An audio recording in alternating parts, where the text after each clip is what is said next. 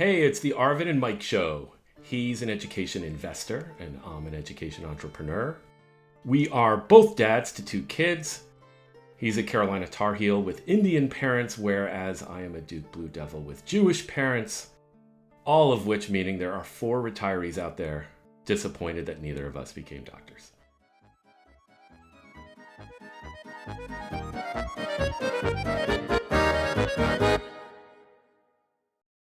You got any kid story for me today? Well, it sounds like I'll have a bunch. The latest battle in our household is my one daughter wants to eat everything with whipped cream on it. And my wife thinks this is a harmless ask because whipped cream is so light. It is, basically harmless and there's nothing in it. And I just think it's a slippery slope. And I say hold the wall and hold tight. And this is turned into a very active debate. She thinks I have something very strongly against whipped cream. And there's it is a contentious topic in the Nagarajan household. I love it. I am living that in reverse, though, where the kids critique me because when I feed little Grizzly, I like to take some meat from the fridge, some super tasty, like brisket. Yeah. And put it on top of the dog food. Essentially, the whipped cream, I'm the one putting on the whipped cream, and it's our 10 and 12-year-olds that say, Dad, do not do that. You're spoiling him. Yeah. Me and your kids are on the same wavelength. I'll tell you. You guys could form a union. Which is a good little segue into our topic for today, because I want to talk more about your kids and the experience with daddy school. So I read you published a couple pieces about your experience with daddy school with your 2 kids, 4th and 6th grade. And it was amazing. It was really fun to read. And I want to kind of put your experiences under the microscope a bit. You ready for that? I'm ready. What I wanted to first talk about was I love the concept that you bring to this, which was kind of like, let's aim for a B+. We're not aiming for an A+, we're aiming for a B just if the kids learn a little, that's great.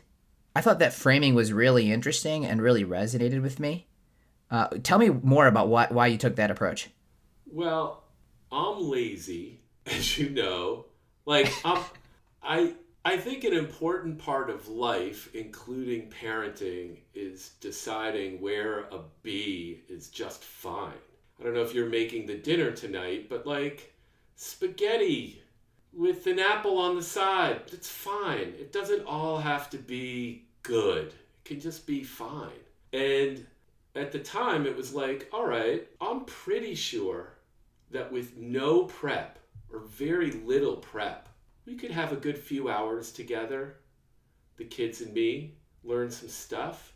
And that's the B version of it. But I do think sometimes parents would get really worked up and think they have to deliver an incredible learning experience for their kids. Yeah, but the only counter I have to this is I fell in love with this quote when I was in 7th grade, and it stuck with me ever since, which is, shoot for the moon, for even if you miss, you will land among the stars. So what about, isn't there something to be said for, hey, let's take some bigger swings, and then even if you fall short, we're still at a B, and being okay with that expectation of being at a B, but hey, let's take a big swing here? It's so funny. I think that quote and my utter rejection of that quote, which I'll tell you about in a second, funny story, encapsulates some of the differences between us, even as we get along and think in an aligned way on so many things. So quickly on Moonshot, Gates Foundation, along with maybe Chan Zuckerberg, put out this paper on the moonshot. Their moonshot was how will we get kids to make these 2 standard deviation, gigantic learning game. Yeah. And I wrote an essay in response to that saying, that's the wrong goal if it's implausible. It would be like saying, hey, what if our goal is to get to Mars, But instead, we just sort of randomly say, let's get to frigging Neptune. And if we fail to get to Neptune, at least we'll get to Mars. Sometimes that doesn't work very well. And you sort of don't solve the right set of problems. Yep. And I think that often is true in education reform. And when it comes to daddy school, it's like shooting for the moon to me would mean I would have to do a lot of extra work. Yeah. Somewhere between 7th grade and turning 50, you kind of turn on Moonshots and become the guy who's like, wah, wah, wah. And hopefully I don't get in the way of my own kids' Moonshots or anybody else's, and just try to pepper in that little advice about, well, maybe you could tighten up the goals here and here. Yeah. And what was really good was the goals that you set, because you established some ground rules, you created some structure, and you thought about your goals, which was I like the idea of the kids remembering this somewhat fondly in some time. How much were your kids a part of the goal setting or the rule setting process? I don't know that. Well, in terms of goal setting, I think it wasn't like we had a big discussion. It just sort of seemed reasonable to them, right? Hey, let's dole out a half hour for each of the core subjects and learn some stuff. That seemed reasonable. The time frame, let's get this done by noon, that seemed reasonable. Yep. So I think it just sort of I proposed it and they thought, yeah, fine, we'll do that. Got it. Do you think they will remember this fondly? Are there some highlights from the Nerf basketball moments or anything else that they look back on already with a little bit of hindsight? I think so. One thing they remember quite well is, in those daddy school blogs, I describe one particular source of content, right? This group of history videos. Yeah. And Oversimplified. And the kids loved them. Found them more entertaining than most commercial TV shows that they watch at 8 p.m. And they learned a lot. They remember a lot. It's almost astonishing. To me, that's almost the education video equivalent of Harry Potter. Hey, there's a lot of content out there, but some stuff just breaks through. And for them, that's the piece of those mornings they remember the most. Yep. And they can quote some of that stuff. They remember, it really, those are amazing, masterful content. So I think the other thing they remember about that is it's more fun to watch those videos without dad than with dad, because dad keeps hitting pause and then asking them to summarize or predict.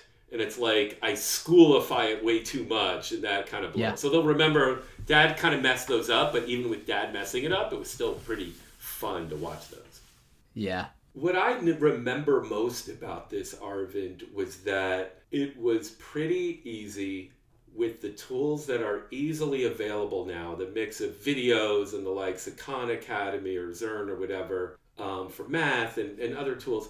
It was pretty easy to have a breezy, productive, pretty fun, high-learning 3-hour daddy school day.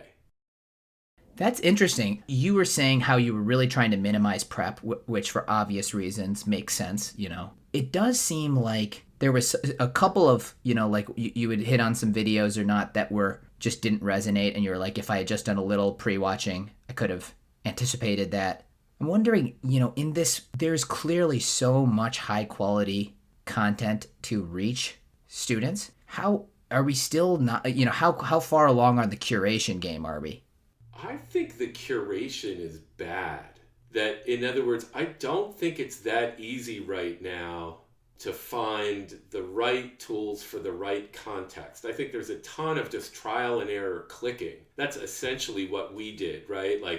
Try some things. Yeah. Watch a few minutes with the kids. Whereas anything on Rotten Tomatoes that's a mainstream movie that has a ton of audience ratings, it's pretty good at curating.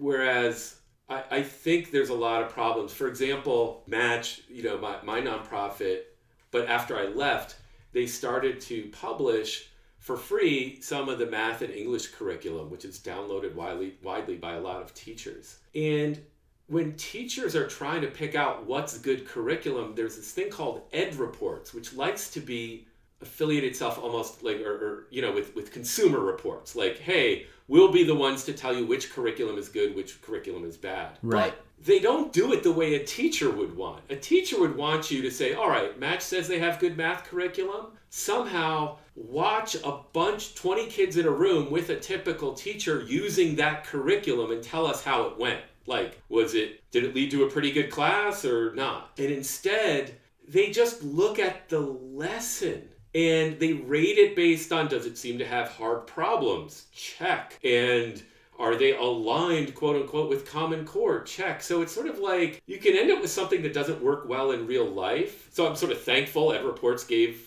like a high rating to the curriculum created by like our nonprofit. But like the curation seems wrong to me because it doesn't really go to the kid experience and teacher experience. You know what? I couldn't agree more with that principle, because sometimes, I'll just give you an example with my kids, which was my daughter, my 2-year-old, was saying, she didn't want to go swimming. She keeps crying when they go to a swimming class once a week. And, she's crying, but, we know it's just a matter of her getting acclimatized again.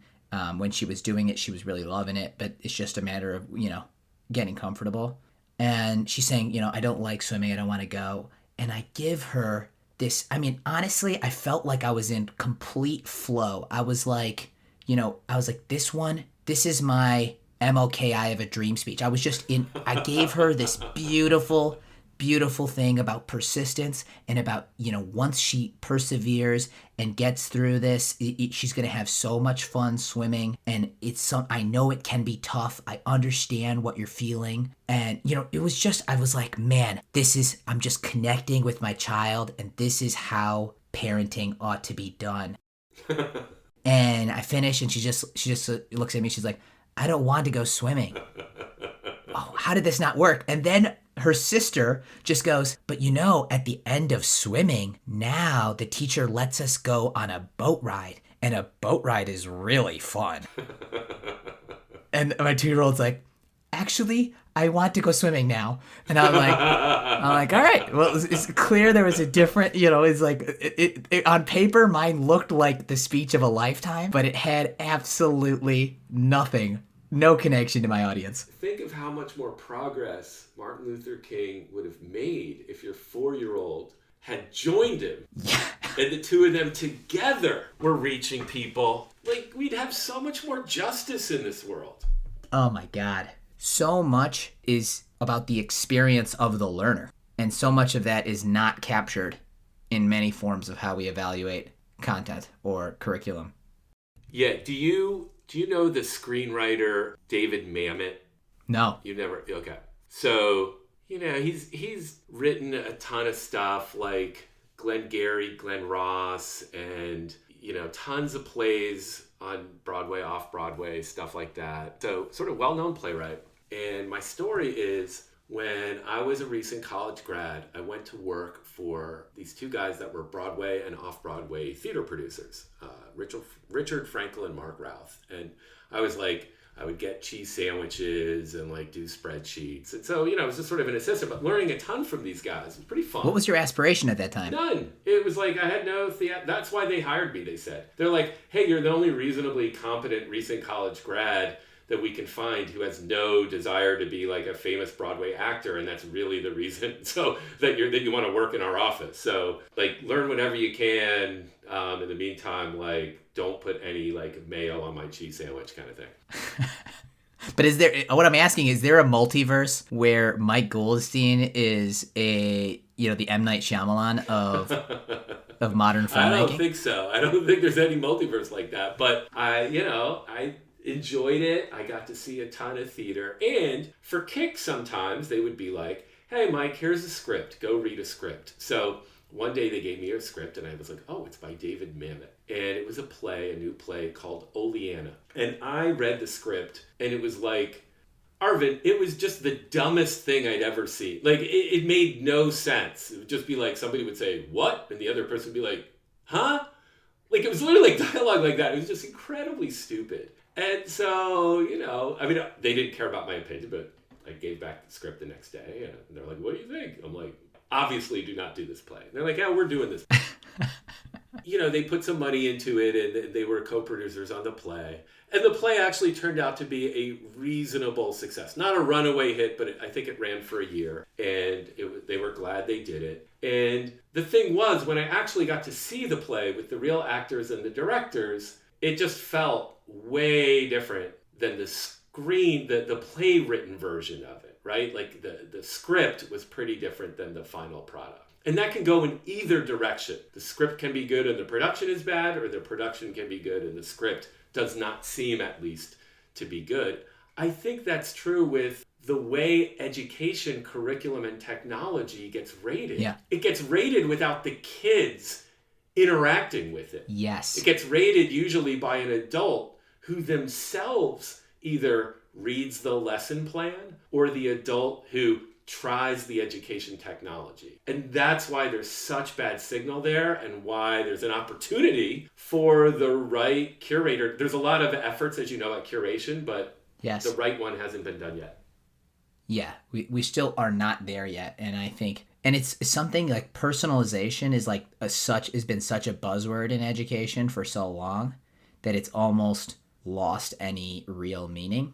But eventually, personalization will mean something. Here's a pet hypothesis I have. Personalization sometimes focuses too much on the content itself as opposed to personalizing the delivery of that content, which is if a person that you can, comes back to our conversation about tutoring. If a person you connect with, or like the style of communication works for an individual somehow in some way, that is like the type of personalization that I think could really unlock large effects.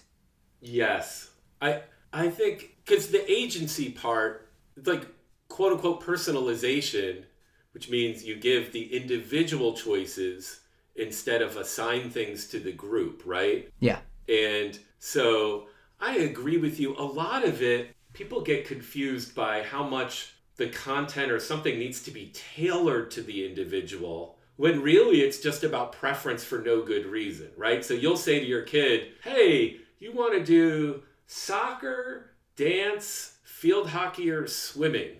They all involve movement, which is really what I'm going for as a parent. Yeah. But I don't really care. And the kid is more into whatever they get to choose. And,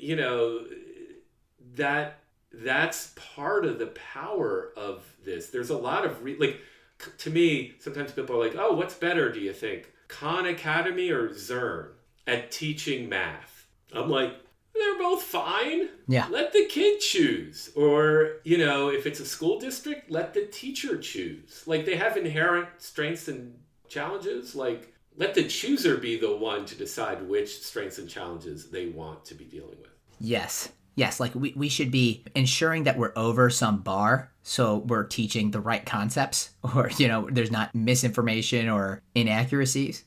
But then once you're past that bar, which is relatively easily assessed. I think that was part of Daddy School, right? Was you could say, all right, let's look at this video. And maybe on its merits, video A was an 8 out of 10 in its intellectual quality. It was like made by PBS. It was Nova. Yeah. It's like really good scientist, really good presentation. And another one, from an adult point of view, another video B, was like a 5 out of 10. Like, maybe it even had some muddle explanations, and it certainly didn't have the crispness and the professionalism, but maybe it had some more fart jokes. And as a dad, you watch a little of each, and then you see, what if I see my kid is lost and disinterested in the Nova one? So it's like a 2 out of 10. We could slog our way through it, but we don't have to. And their engagement with the other thing was like a 6 out of 10. So it's almost like, I don't know that multiplying is exactly the right operation to do here, but if you sort of take, I'd rather get the 6 interest times the 5 video than the PBS 8 quality times the 2 out of 10 engagement. I think we're going to win with the other one. And it's just so easy to see that when you're just sitting right next to a kid. For sure. Coming back to sitting next to a kid, one of the things that you mentioned in your blog that I thought was an incredibly valuable insight, because when I reflected, it just mapped so well to my own experiences, which was this idea, you started with the idea of a book club for 30 minutes and you shifted to silent reading. And you said something along the lines of that gave me 30 minutes of a little break to do some emails and get a cup of coffee. And generally speaking, it led to a more cheerful me, which led to a greater experience overall for all involved. I think that is one of the biggest important hacks of being a good teacher. Like the other day when we recorded the podcast, I could tell in 5 seconds in, I was like, oh, something's bothering Arvind. I didn't quite read it right. I just knew something was off. It turned out you hadn't gotten any sleep. But I was like, he's upset about something. It's this Mike guy. Yeah, I thought it was like, hey, it's like good chance it's me. But obviously humans are very well wired to pick up on stuff like that. And so with teachers, a common rookie mistake is because they're trying so hard to capture the interest of the kids, many of whom are disengaged, they stay up late at night treasure hunting on Google for anything interesting to insert into the lesson. Yep.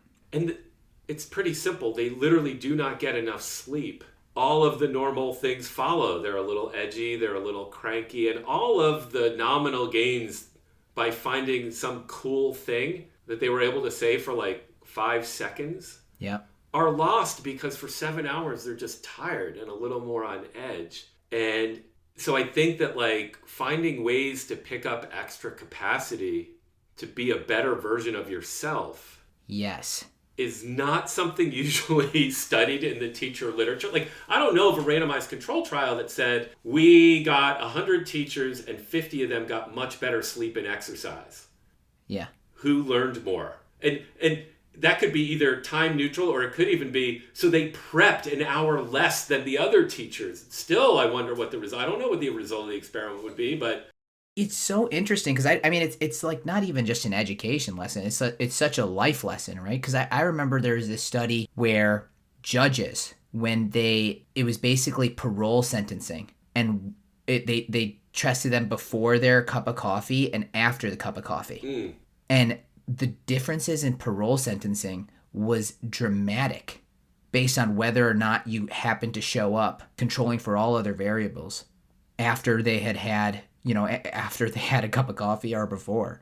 And was it better to show up? Like, it's better to show up after. They're more. Oh, interesting. Yes. And so that is because it's like if you're feeling better about yourself, you're more likely to be have understanding and empathy for others. And it's just the implications of that are just like, okay, if you happen to be having a bad time, it's like so many teachers feel the pressure to make every moment count and make everything seem perfect. Where it's like, hey, maybe you just put on a movie for like 2 hours if that's what it takes to get yourself in like a feeling in the right place. This is where it gets like, there's so many layers to every aspect once you start talking about school. So one thing that I think about is, with your own kids, the idea of a trade-off of a discretionary half hour that essentially I'm not doing anything and claiming that it creates like a little bit of a payoff later, it's like, all right, that's within my own children's world.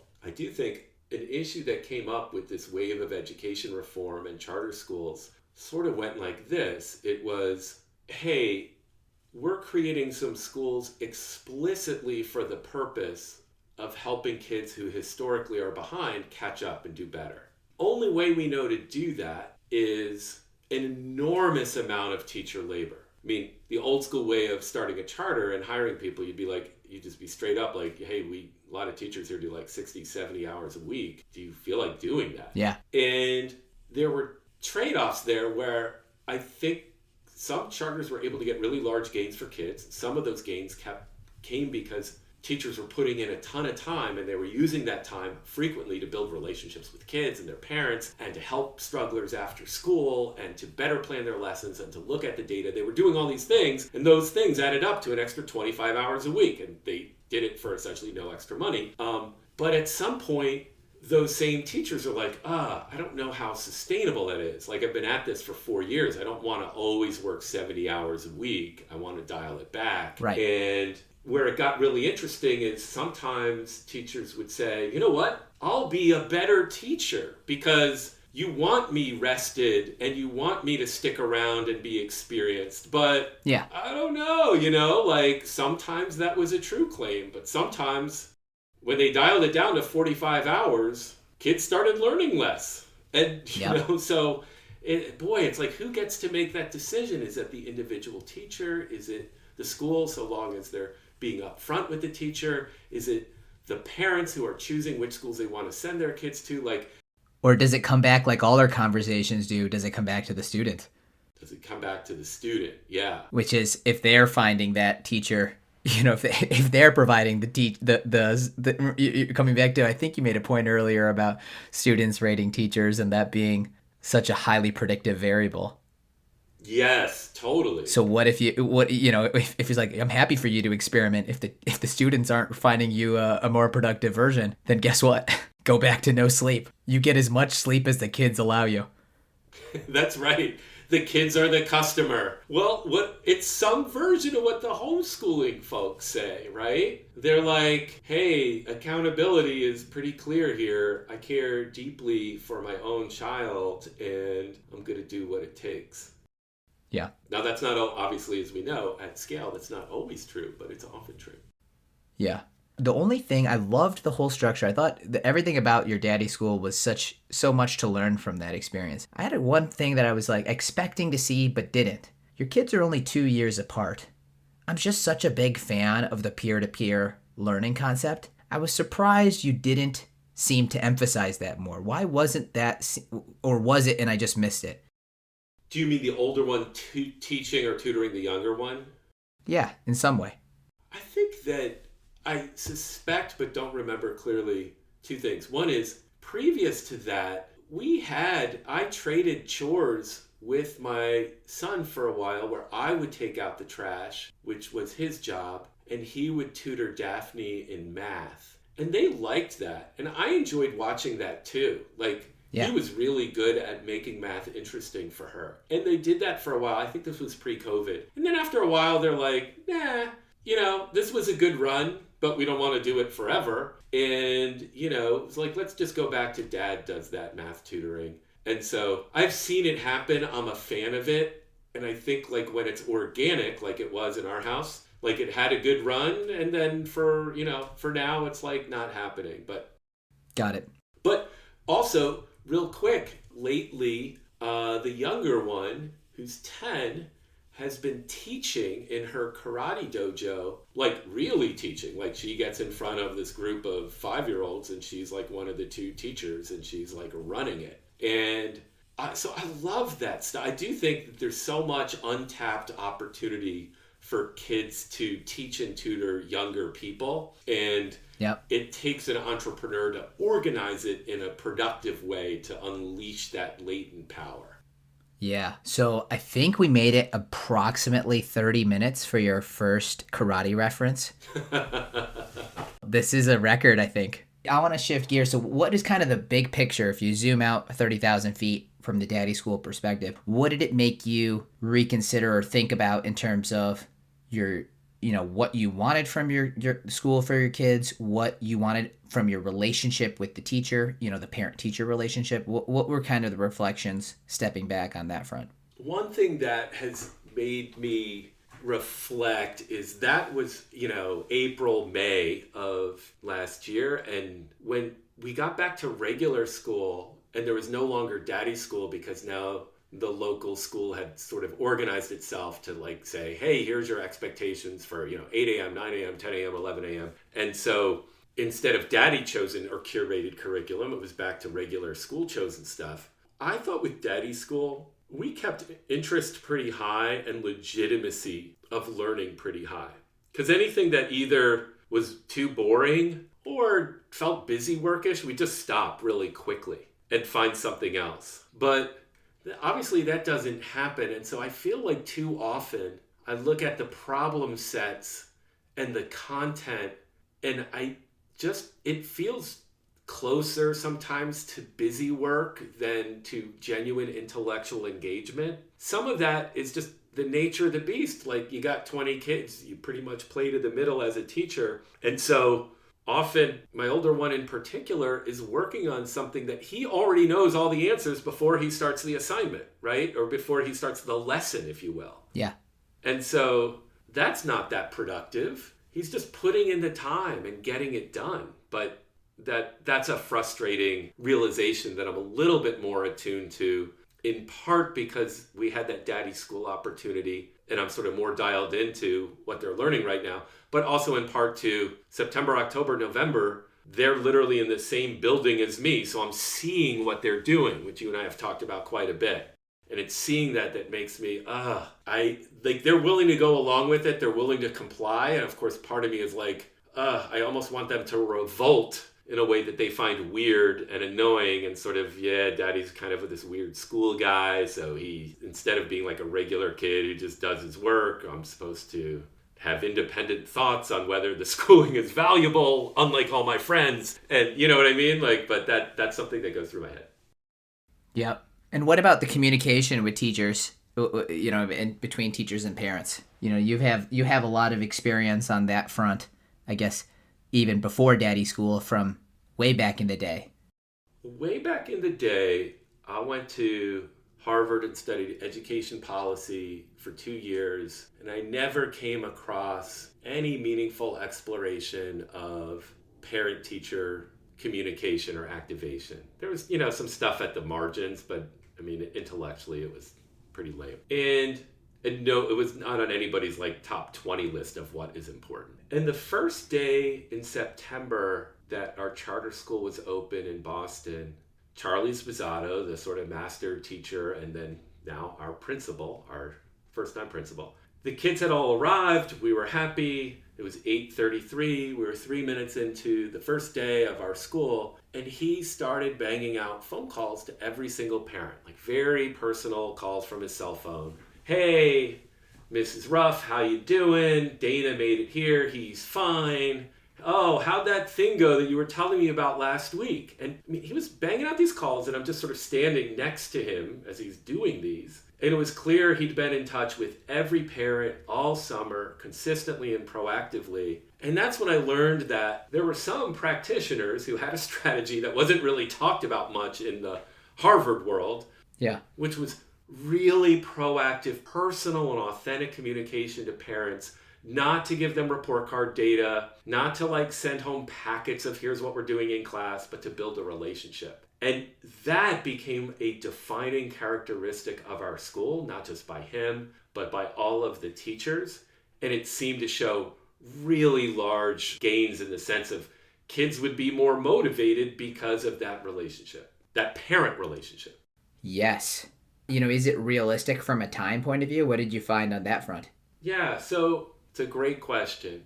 We found that a teacher who put in a couple hours a week towards this proactive outreach would really see a benefit.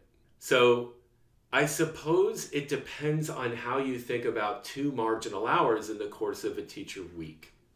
Well, you know what? I think you always have to reframe asks in terms of not just marginal hours. I would say, what are the 2 hours that it replaces? Yes. And here's a challenge that we found. So while Charlie was there personally, before he passed away 7 years later, he had cancer, teachers made a ton of calls. They were accountable for the calls. That was a big part of our culture. And there were other things we tried to do less of. We tried to protect teachers from having lunch duty, which is sort of daily 30 minutes, keep an eye on the kids type of stuff. We tried to solve for their photocopying so they didn't have to do all that, blah, blah, blah. There were different things where we would try to protect time. And then we tried to create evidence that this really did help. So we got some fancy Harvard doctoral students in economics to do randomized control trials of what happens when you call the parents, do the kids try harder the next day? And they published this paper and they're like, wow, these are really large effects. And so that part worked. Yeah. But what we found, Arvind, is that most teachers are willing to spend more time on things that feel conventional to them. So if you give them more paperwork, they'll do it because they know teachers have to do paperwork. And if you give them more like duties, like you got to monitor recess, they'll do it because they know, oh, that's traditionally part of teaching. Proactive phone calls to parents are not typically part of the job. Yeah. It's an outlier activity. It's not part of the professional culture. So every new teacher who comes in resists allocation of time for that in a way they don't resist certain other tasks. Yep. And we found that not just true for phone calls, but for all unusual things that we wanted to do. Like we wanted teachers to write a really authentic letter at the end of the year to the kid reflecting, and that added up to time. But again, it was like they were willing to put in more time on other things that seemed like bureaucratic to me because that felt normal to them. But it was like, we have to do this thing that nobody else has to do. And emotionally, that's hard to process. Okay, tell me if I'm wrong here. I would propose that maybe it's not a issue with their thinking of it as the traditional role of a teacher, but rather their comfort level and fear with the task itself. But if you tell them to pick up the phone and call a parent, I can tell you the first time I had to do cold calling for a job, I just would sometimes sit at the computer, stare at the list of people I had to call, and then watch as an hour, 2 hours, 3 hours would just go by and just would be like, you know what? I'm going to Google that first phone number one more time before I actually pick up and dial it. It's one of those things where, some tasks feel scary in advance. Once you're on the phone with someone, it doesn't feel, super high pressure or anything. But beforehand, you can just psych yourself out with some of these things. That can play a big role. Totally. So that's why I think, we previously talked about this. I've essentially come around to a view that generally speaking, in most schools, you should not tell a teacher, here's what, here are all the things you need to do in a top-down way, because in a traditional school, the teacher can sort of half comply and half not comply, and that doesn't benefit anybody. And instead, let teachers pick which are the moves that they want to do. So you might get one tribe of teachers that actually more extroverted, does enjoy the parent communication, feels very authentic and comfortable to them. They want to do that. Yeah. Different group of teachers wants to go above and beyond in using data, but that might be another 15% or a small tribe of teachers, right? Right. Another group of people might want to curate more stuff for the individual kid, like the teacher who wants to go above and beyond to get every kid to find the right novel to read so that he or she's really interested in the books that they're reading, blah, blah, blah. It goes on and on. So I do think there's a part of that. And some teachers, I think there are across the country and the world plenty of teachers who adopt any particular one strategy authentically. Yeah. And for them, the biggest upside is if they just get the technical assistance in doing what they want to do, here's how exactly you could phone parents better and stay in touch with them. Hey, I want to do it. Literally, what do I blurt out to them when Mrs. Ruff is like, hey, why are you calling me? They just want the details on how to do it well. And I wish there was a lot more of that in teaching. Yep. Oh, wait. I gotta stop. I gotta stop with this podcast. Okay. Have a good one.